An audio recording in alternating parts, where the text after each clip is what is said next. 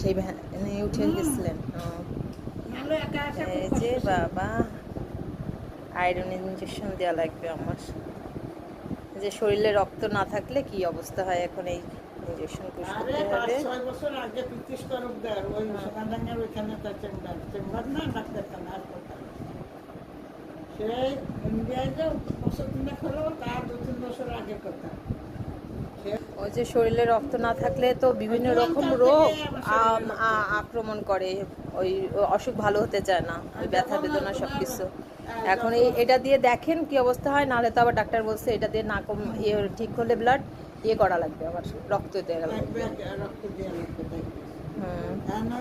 এখন খাওয়া দাওয়া ঠিক মতো করতে হবে, তাহলে আবার দেখবেন যে ঠিক হয়ে যাচ্ছে। খাচ্ছি তো, এটা যেটুকু ধরে সেটুকু।